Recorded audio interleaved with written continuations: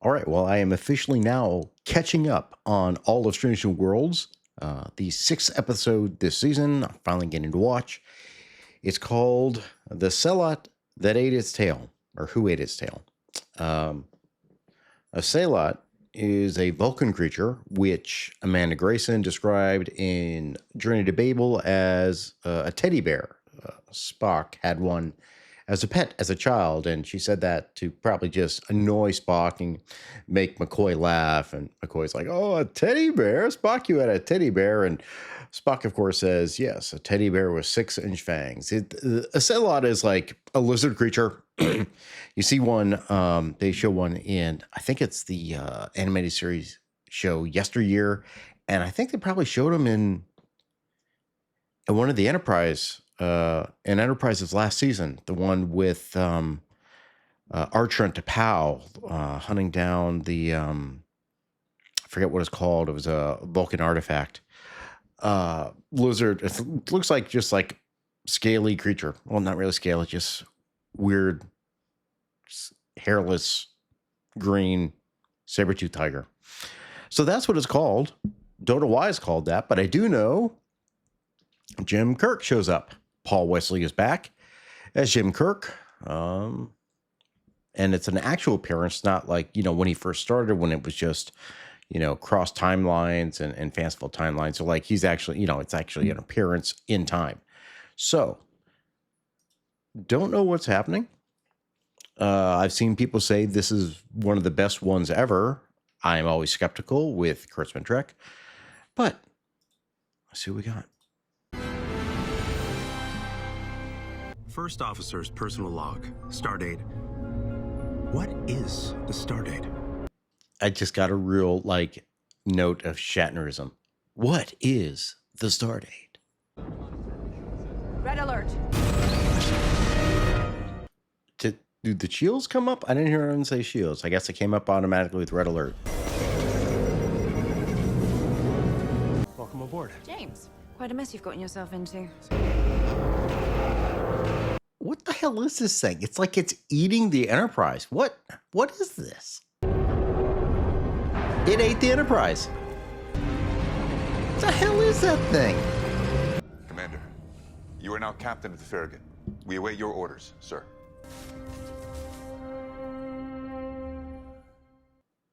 This is interesting.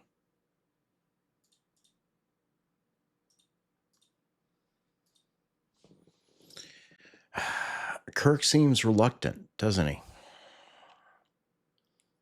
I'm trying to square that with what we know about the actual Jim Kirk, not Strange New Worlds Jim Kirk, the actual Jim Kirk from Shatner history. I don't know that this seems like the guy who really reprogrammed the Kobayashi Maru to win. He always is on a command path, and in the beginning of the episode, he's like, "This is boring. I want to do something more. And now all of a sudden he's confronted with it, and he's a little hesitant. It's kind of weird. Anything you recognize? Also, what the hell is this thing? Jesus, it's huge. And it's like, it looks like biological. What? I guess these people are just watching way too much Mass Effect. Scavenger ship, hundreds of years old, prowling just beyond the edges of known space. Consuming resources from planets and any ship unlucky enough to cross its path. So it's like a galactic boogeyman starship. Oh, no, it's just freaking Galactus. It's Galactus. Oh, shoot. You don't live to be 5,000 by getting yourself shot a lot. We're on our way to engineer. I'm sorry, did she say she's 5,000 years old? What the I knew she was old, but did she say 5,000? But this may be the first time I'm glad to have lived through the 1980s. Wait a minute, what's wrong with the 1980s? What's wrong with the 1980s? Why are you insulting the 1980s? Off the ship. Uh-oh. He's not sitting in the chair. Why is he not sitting in the chair? This doesn't make sense for Jim Kirk. I pick neither option. Okay, that is a bold, and if you don't mind me saying, highly unorthodox choice. That's a captain, dude. Shut the fuck up. No need for further discussion. Then how will we provide you with options? I don't need options. Kind of interesting. Kind of interesting. Of course, Picard is famous for having the council. You know, everyone listening. And that was very different when Next Gen came out because Kirk seemed to be more direct. Of course, he would listen to people, ask them specifics based on their specialties. But it always felt like Kirk was more the captain than just like Picard was CEO of the board. Kirk was the captain. So this is actually kind of interesting. Well, we would take steps to remove him from command. This is the difference I really think between OG Star Trek and new Star Trek. Because this all started, that I recall, with, really prominently with JJ Trek, when Spock flipped out on the bridge and tried to kill Kirk after Kirk insulted his mother. And he said, I was emotionally compromised. And then abandoned the captaincy. And then somehow Cadet Kirk, fourth year Cadet Kirk, became captain of the Enterprise. Yeah, that made more sense. Sure. Okay. And yet the suits are highly advanced. I have never seen a device absorb phaser fire like that. It doesn't make sense. Maybe they're from some dark corner of the cosmos they'll never... See, this to me is what really shows that this is an entire remake of Star Trek, because none of what they're presenting ever appeared in the original series. This is a complete reboot. Any idea that this is prime Star Trek, it is not. It is its own rebooted Star Trek. Just accept it. And it's not great, in my opinion. Wait a minute. What the hell's going on in her quarters? Is that a Warhol painting? She's got roller skates. How is any of this junk going to help us fly out? Excellent question, Doctor. Have you? Oh my goodness. I have brought it. That's an Atari 26. What the fuck is going on? Starship. This is a personal massager. Wow.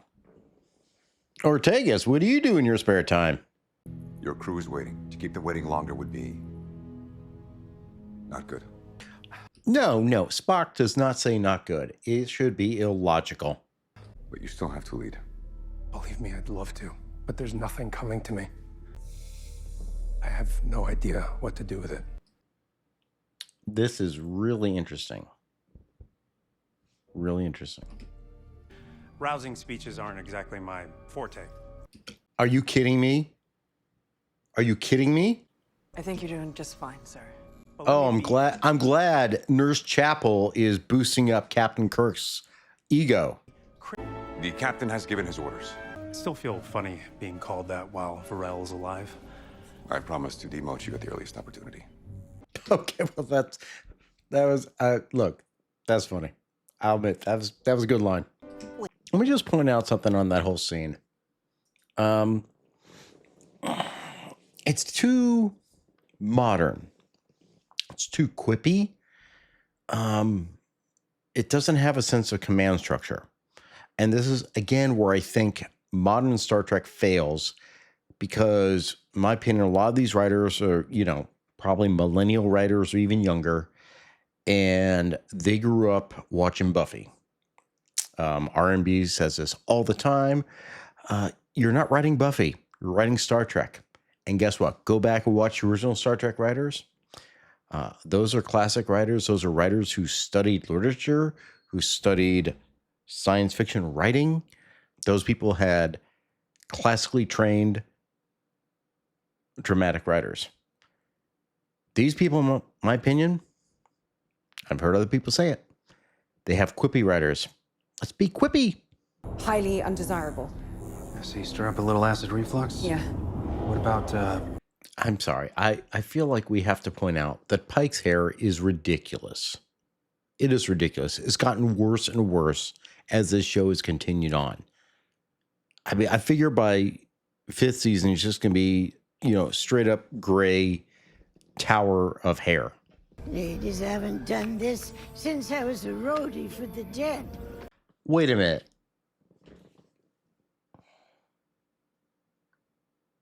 I'm sorry. No. She was a roadie for the Grateful Dead. Come on, guys. This is this character is ridiculous. The way this thing looks like, it looks like a giant, weird space bear or something trying to reach out and grab stuff. Anti-protoning is just your target as I can make us. Red alert. All stations prepare for... Well, for the... Oh, come on. You gotta be fucking kidding. It's opening its jaw. It's got eyes. What the hell? Detach at my mark. Mark! Wait a minute. What the hell? You just dropped your nacelles? Okay, Spock. What do you got?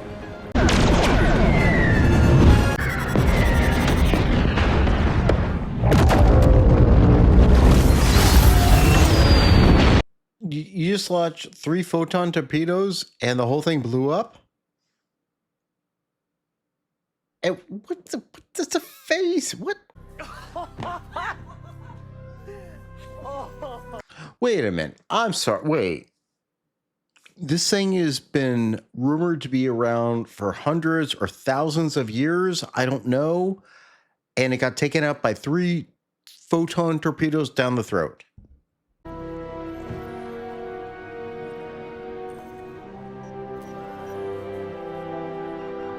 And no one thought of that before? You gotta be fucking kidding me.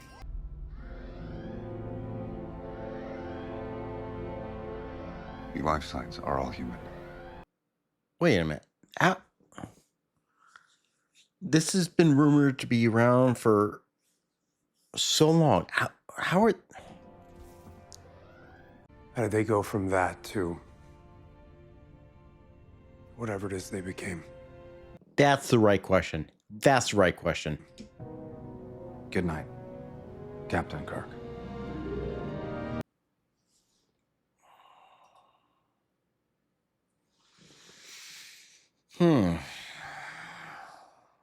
So this was interesting. I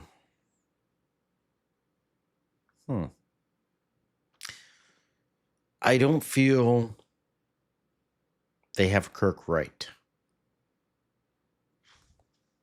Or maybe, I'm just tied to what I know from the past. They're trying to make Kirk seem like when he was reluctant to get in the chair. Like, I want to be the captain. I want to get. Oh, I don't want to be the captain. And then all the crew we don't trust this guy. We don't trust this guy. And I'm like, yeah, we got to remove him. How do we remove him? This is, I really think, the difference between modern Star Trek and true Star Trek. The lack of any idea of military command. Because it's the very rare exception that a commanding officer in Star Trek is removed for command for, say, emotional compromise or lack of commandability or going crazy. Because that's what they were thinking. Is like, this guy's insane. What's he doing? The lack of command structure or the understanding of the writings about command structure is really bizarre to me. And I've never served in the military, but I get it. You don't just, the captain gave an order I don't agree with. He clearly is insane. Because fucking Nurse Chapel was like, if I have to remove him, command, I will. Fucking Nurse Chapel? Are you kidding me? I mean, we don't even know her goddamn rank. She a lieutenant at best? She an ensign? What is she? other than being a hot chick on the show, which makes her interesting for modern audiences, it's a fucking Nurse Chapel. And she's like, I'll remove him if I have to. I'm the senior medical officer. Holy shit. Wow. That to me, that really stuck out to me in this episode. I mean, it was an okay episode. You know, we had the mystery of who the bad guys were. Again, the tech is so bizarre. It's so OP. And that's the thing. It was like, here's this incredibly powerful ship, which everyone's like, there's all these rumors. It's like the Boogeyman ship, right? It's a Boogeyman ship. We've heard of the Destroyer of Worlds. It goes and destroys worlds. So again, like I said, Galactus. And it got taken out by 3 or 4 photon torpedoes down the gullet.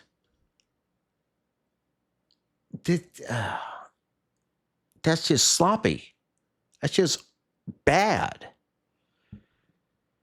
So I'm just counting that as any valuable piece of quality to the show. The fact that the bad guys are like, they're impossible to beat, and they got taken up by 3 or 4 photon torpedoes. You writers don't know what the hell you're doing. But let's focus on what's really the show's about. It's called a backdoor pilot. We saw it before. If you watched Star Trek, there's a backdoor pilot episode called Assignment Earth, and the idea was they were going to maybe spin off an idea about an alien who was sent back in time to make certain things went right. The character's name was Gary Seven, played by Robert Lansing. His assistant was Roberta, and she was played by Terry Garr. So they had the backdoor pilot, never went anywhere, but this clearly is a backdoor pilot because we now have Paul Wesley as Captain Kirk. The whole idea that Kirk is so meek and concerned about taking the center chair is, I feel like it's actually denigrating Kirk's character. Because this is a Kirk episode. This is a backdoor pilot to what they're talking about. Now they're calling it Star Trek Year One. That's what I've seen recently. People calling it Star Trek Year One, like Batman Year One. But the best title clearly is Star Trek Strange New Worlds: The Next Generation. That's what it should be. We all know that's what it should be. So they're kind of setting up when Strange New Worlds ends and Pike hands command off to Kirk. This is going to be Paul Wesley as Captain Kirk. It's an interesting episode for him. I mean, he does fine. I don't think he has it quite right yet. I don't think he has a character quite right yet. There's an ineffable quality of command and presence that Shatner put on his character that I don't feel is yet present with what we've seen from Paul Wesley. Maybe he can. I don't know. But what we've seen here is someone who's reluctant to take the chair. And then, like, he's in the ready room, reassembling a 3D chessboard where he's having problems winning against his Vulcan captain, even though he clearly, in the old series, bests his Vulcan first officer several times because the Vulcan first officer is too logical. So we have this acting captain who's uncertain. I don't know if this is the best characterization. I think they're trying to humanize Kirk and make him realize that, like, he relies on the other people. And you got her, like, she's like, we need to inspire him.